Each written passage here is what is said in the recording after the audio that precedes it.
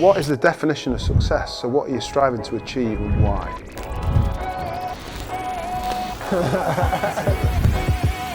Let's just have a bit of a laugh with it and see where it goes. Be open-minded. You don't have to have a business coach, but it's a sounding board. It's a voice of reason. It's somebody that isn't potentially as just ingrained within the business.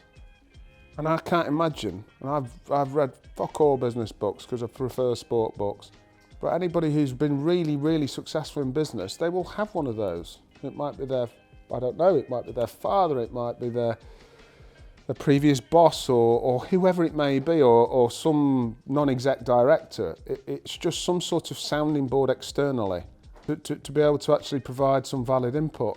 And by having someone like that, it says that you've got an open mind. By insisting that's not the way, it just says that you're not open to suggestions. You're closing your mind to doing things better because you think you know best.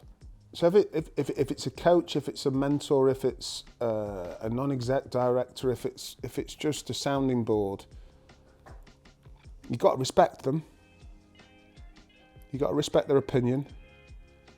Now respect can come from you've been and done it before, or you can respect them for other reasons.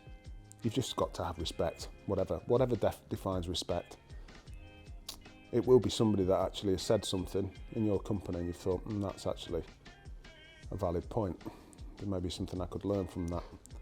I think what I've observed with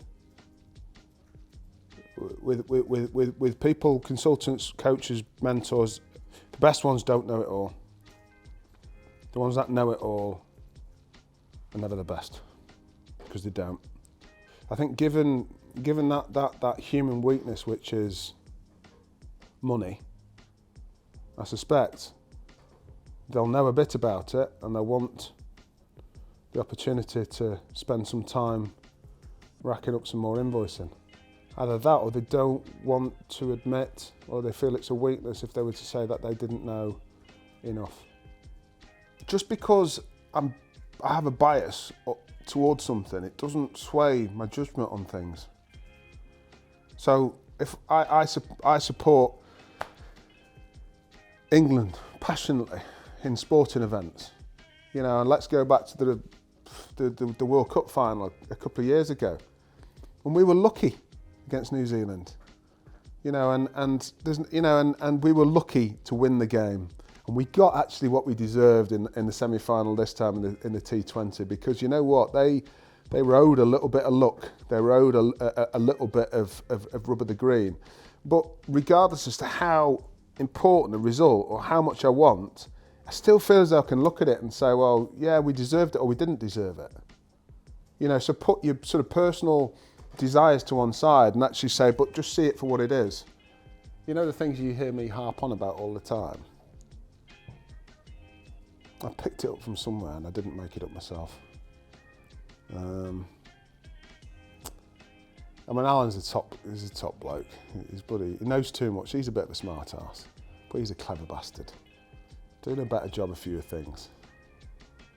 In the world of business terminology, it might be under the line strategy. Because what is strategy? It's about coming up with a plan. It's about coming up with an action plan. It's about putting them in the right order, and it's about thinking about the things you should be doing, and then refining it and actually picking the most important ones. So when I say that, do a better job of fewer things, I think that's just a really, really quick. It's a quick phrase which just summarises that whole thing about actually, I've got something to do. These are things I need to consider. Okay, I've thought about it more. Yeah, these are definitely things that actually can make this better. Right, but I need to rank these because actually doing them all is just going to be is a huge job. So these three here, 1, 2, 3, 4, 5, 6, 7, 8, 9, 10. Okay, 4 to 10. Erase or put in your review in 6 months box and just do those, but do them really well. Let's just have a bit of a laugh with it and see where it goes. Be open-minded.